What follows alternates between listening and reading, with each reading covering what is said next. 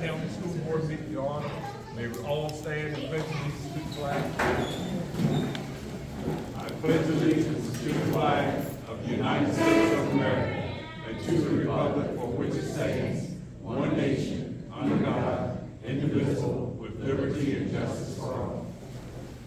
All right, can we have roll call?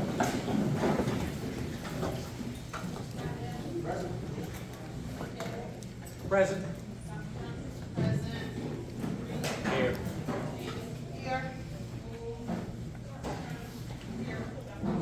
Here. Present. Here. All right. Item 2.41. The first thing is recognizing Mr. Wayne Burton. He comes to the podium.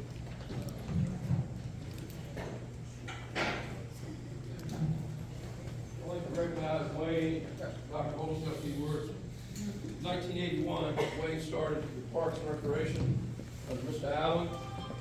And let me tell you, he's been a big help for the school system.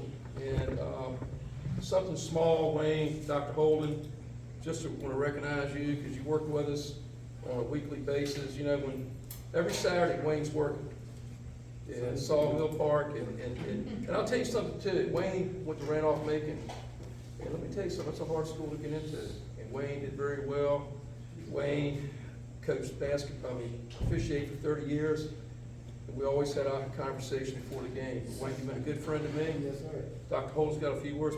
Congratulations. Thank you, sir. Appreciate it. Thank you, Wayne. Thank you, Wayne. Again, on behalf of this entire board and the citizens of Blackstone County, we want to say thank you. We want to commend you for a job well done. And not only did you serve our students, our young folk, but you served everybody. And I can see you working on Saturdays, working with the food program, supplying the vacation Bible schools and the churches and everything. So we want to tell you that we love you and we appreciate you. And it really, truly is a blessing to have known you.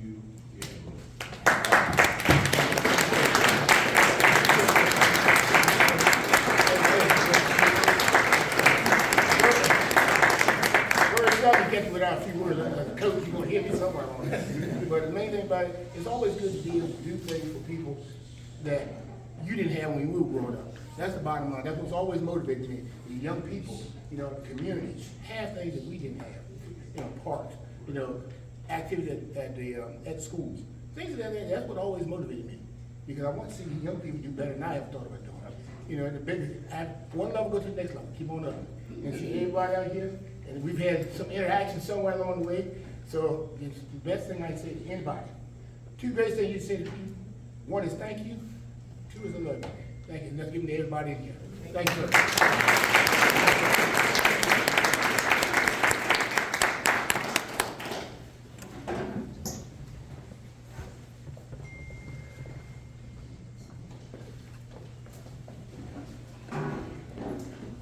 All right, item 3.01. Approval of the minutes. You have an opportunity to review the minutes. Are there any questions? All right, by unanimous consent, we will declare the minutes approved. Item 4.01. Again, another opportunity for recognition. The Arcadia and Mandua wrestling team. All right, so Mr. Garner running a few minutes late, and I know he prepared some certificates for our kids. But I do have a group of wrestlers and coaches from Arcadia High School, as well as a group of wrestlers and coaches from Nandua High School. So I'll get the coaches to come on up. Hey, you guys come up too. Come on, guys. Come on. Come on. I'll give them an opportunity to kind of brag on our kids a little bit. So we've got Coach Metzger from Nandua, and we've got Coach White from Arcadia High School. So if they want to recognize our kids real quick. These are all the students, athletes that competed at the state DHSL wrestling championship a couple weeks ago. So, Terry, you want to go? TJ, you do yours first. These are my kids.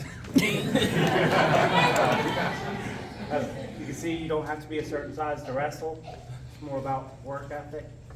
And these kids proved that they can have what it takes. Like I wish Nate had gone first. So Coach White and Coach Wetzel, for Arcadia High School, we got Wincino Verdu, he's an 11th grader, placed 6th this year, states. Trayshawn Johnson is 11th grader, he placed 12th, and then Jacob Hall, he is a 9th grader, and he placed 8th. So very proud of them.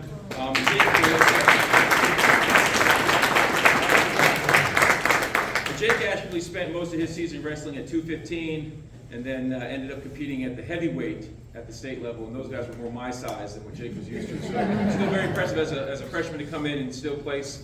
We're very proud of him. I know Coach Metzger and Coach Ford, you guys have your kids, if you want to talk about them for a second. Sure. I just wanted to recognize Coach Josh Ford here. He's been with the program now for, I think, 4 years. He's been an awesome help, just stepping up in times that I might not be able to be there. And the knowledge that he is and the off-season work that he's put in has really helped elevate our program to where it is today. So I just want to formally recognize that. And then we have Dylan Padgett over here, freshman phenom. We're going to get out there and get it. His training partner, Arnold Destine, too. Arnold and Dylan this year really were anchors at 106 and 113. Both of them had fantastic records. I think Dylan ended with a 31-4 record. Arnold was like 21-6 maybe. And Arnold in his first year of wrestling went out there and won a match at States. Dylan ended up winning 2, both falling short of the podium, but did awesome.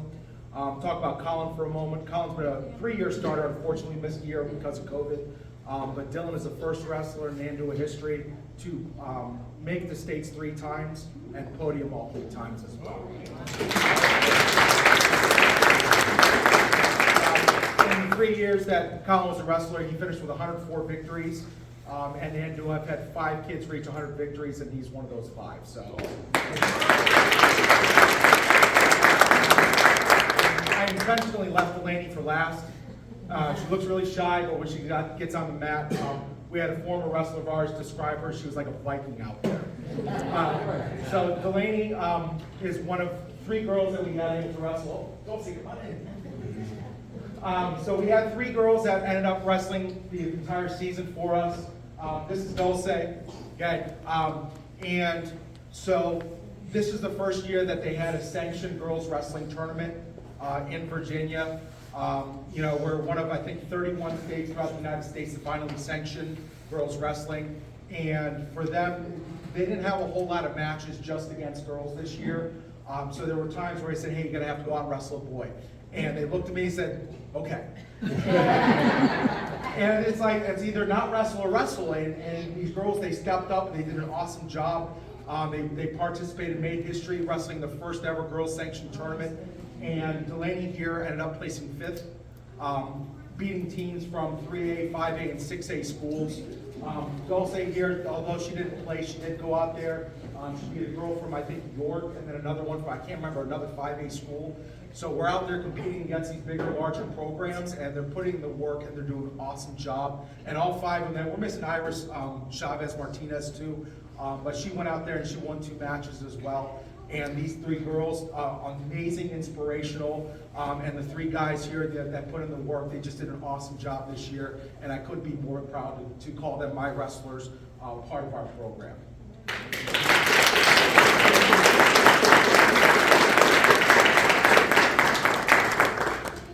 Coach, did you want, I'm sorry, a little longer. So I don't know if you all know anything about wrestling. I grew up a basketball player. The toughest practice I've ever been to in my life is a wrestling practice when I was an AD back in the day with Bill Prince. So knowing how much work these kids have put in and how much work they put in day in and out, just maintaining their weight, staying in shape, competing with each other, and then being able to advance the state level, especially coming from a small community like the Eastern Shore, is really impressive. So I think we should give them and their coaches another round of applause.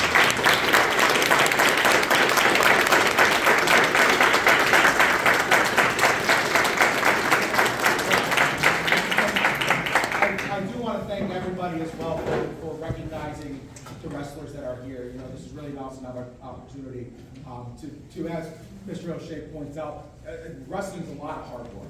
A lot of hard work for a minimal amount of time. You could work 2 hours every day for 5 days a week to wrestle 30 seconds in a match.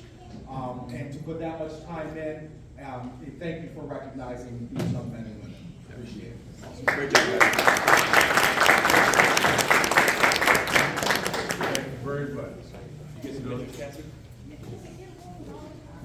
Can we take a group of everybody, please? Pretend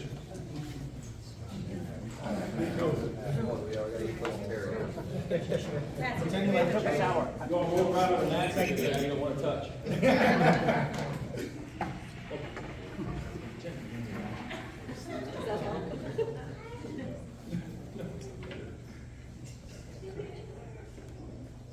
It's like leaning off in the distance.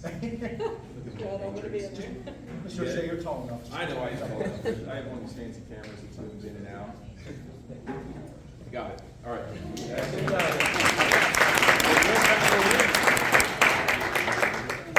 Again, we want to thank both the coaches and the athletes for putting Accomack County out there, where they know that Accomack County exists.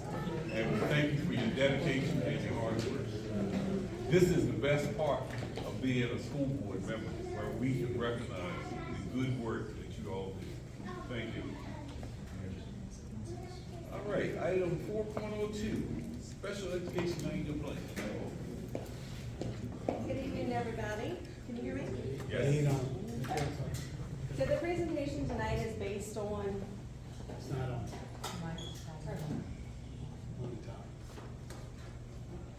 Can you hear me now? Yes. Okay. So my presentation tonight is based on the 11 schools in the division. They all had to do a needs assessment from the Virginia Department of Ed. So the presentation is a combination of all 11 schools and what their responses were and where we as a division need to do some extra work. So our current stage of implementation would be rated as the initiation phase. And across the school division, we have different stages of implementation. We have some schools where they have team teaching partners, that it's just kind of what they do. And the scheduling is really evolved around our students with disabilities, and then we have other schools that it's still a work in progress. So our subgroup data, this is the raw data that's being shared. So we have all students in the division, which means every child in Accomack County, disabled or not. That's the combination score there for each subgroup, or for each subject area.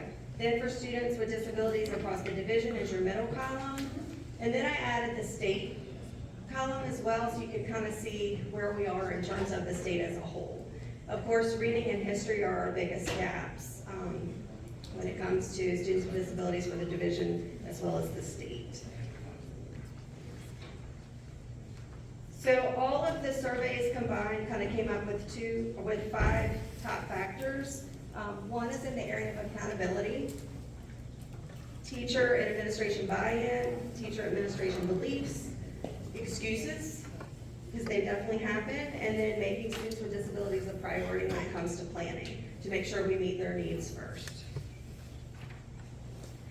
The focus areas for the division would be improving Tier 1 instruction for all students, and that's that basic core instruction that's happening every day in our classrooms. Professional development for our teachers, we've offered a lot this year, particularly for students, or for special education teachers, and then the newest training coming up later in March is for special education teachers with a gen ed teacher. So as teams, they will be trained. The administration team has attended a series of workshops with me this year. Our last one was on February 23rd, and that was on creating your master schedule around students with disabilities. So one administrative professional has attended those. This is something we've worked on a lot and talked about in our instructional rounds, that lessons that teachers plan and deliver must align to the curriculum framework, that verb. So if the lesson or the standard says compare or create, that's what the students should be doing. They should be doing identifying, recalling, things like that. They have to hit the level of rigor that is in the standard. Accountability has to take place at all levels, and some of that can be done through the monitoring, the observations, and feedback that we're providing currently as a division. And then, of course, ensuring that every classroom is offering differentiation to meet the learning styles of all their students. Then, back one. Okay. So all the next sections are the different headings in the report where we had to compile the information. So student-centered decisions are supposed to be based around the master schedule as a whole to ensure that students with disabilities get the proper classes. Creating co-teaching teams. We can't just put 2 teachers together. We have to make sure that they're a team that's going to work together and that they're going to understand each other's goals and support each other as they teach students. We have to be creative with the staff we have. As people know, we still have vacancies right now. And next year, we never know, what the status of our staff will be. So it'll be important to be creative with the staff we have. And then planning our lessons based on student needs versus the traditional sit and get that has definitely taken place. So the next category is the effective use of resources. Staffing is our greatest resource and of course our greatest barrier, so it impacts us in two different ways. We purchase instructional materials that are needed for the needs of our students, and one important area would be staggering the master schedule in each building to ensure that resources and the staff that we have can hit each grade level. And like, the whole school doesn't have reading at the same time, the whole school doesn't have math at the same time, that they stagger that on the master schedule. Because if you have two special ed teachers serving K through 5, it's kind of hard if they all have to be in the same place at the same time. So that master schedule will help. Collaboration is the next section. And of course, some of this I've already hit on. It's about those co-teaching teams and making sure that they have time to plan together. Specialized support, overall, this varies depending on the age and needs of students. We have some students that require medical support, one-on-ones. We are changing colostomy bags, we have tube feedings, we have kids on pureed diets that we have to make sure aren't aspirating, to the kids that have a learning disability and need extra help in the area of reading. So we kind of cover the gamut, and it depends on what the child needs. Social inclusion, not everybody is familiar with this term, but you think of your most severe kids and how often the concept has been putting them in a self-contained room and kind of isolating them, whereas they deserve the same right to have that social inclusion. They may not be able to speak, they may not be able to participate, the cognitive level of the child may be impaired, that they can't understand the content the way other kids are, but the fact of them being included with grade level peers in some aspect of the school day is kind of what this is referencing. Family and community engagement, I think this is one of our strengths in the division. We do a lot as a school division to ensure that our parents have different opportunities to participate. Every school has different events and things like that to get parents involved. Then in terms of like special ed specifically, if a parent speaks another language, we have to have a translator. Our program also translates the IEPs in our 3 main languages. We now have 2 school social workers, and they play a role in special education because they have to do all of the social histories. We have mental health counselors that help students across the division, whether they're disabled or not. So we have a lot of different resources to help our families. Some of our overall barriers as a division, of course, is staff. This year, the fact of finding highly qualified staff, people that have degrees in special education, is very hard.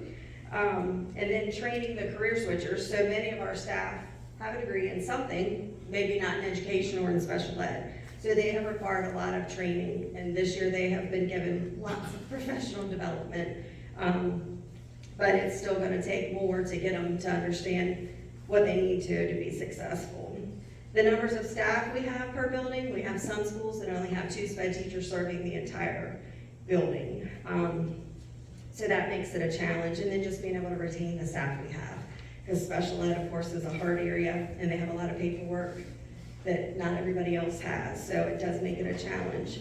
So our next steps as a division, some of it I've already highlighted. There's the series of professional development. The next workshop is in April for the administrators. We've had the different trainings through TCHAT, and so they're using the high leverage instructional practices in the math training and in the reading training that we are providing.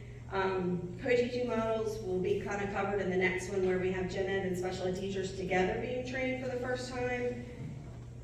Increasing the overall knowledge to improve Tier 1 instruction. And the instructional team, we've talked about this a lot through our instructional rounds and things like that, to come up with ideas of how we can improve instruction as a whole. Because if the Tier 1 instruction can be approved, it can help everybody, not just students with disabilities. The VDOE, because of the JLARC audit, there are specific training modules that are available online. I encourage anybody, if you want some background information on inclusion or IEP teams, there are 2 models that are available. You can view, you get a certificate at the end. One of them is the IEP teams and like the role of each person, and the other one is about the co-taught classroom and inclusion. One of the key things this summer, as we move into the new school year, will be making sure that the master schedule meets the needs of our students with disabilities. And that's what the training was that we just went to. And then just monitoring and ensuring that everything that we're requesting and asking of staff is being followed. And a lot of that will come into place with our instructional rounds when we observe, when we meet with administration, give feedback, and what have you. Any questions? Any questions? Thank you very much. Thank you. All right.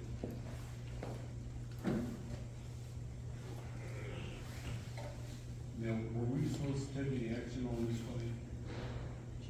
Jim, were we supposed to take any action on the plan or anything? No. Okay, good. All right. Item 5.01, superintendent's report. Yes, I want to thank the Arcadia and Andua, the Culinary Arts Department. I was nice enough to be invited to the NAACP function. The kids did a great job, and I want to thank the students. They did real well. Thank Mr. Gardner for the speech, Kamisha Handy, Ronnie Holden, and David Septima. It was an outstanding event. My wife, we really enjoyed it. I go to a lot of events, but I will tell you this, Mr. Gardner had a great message, and I want to thank the Culinary Arts Department. That's all I have, Chairman. All right. Okay, item 6.01, adjourn to close meeting. All right, board will adjourn the closed meeting as allowed by section 2.2-3.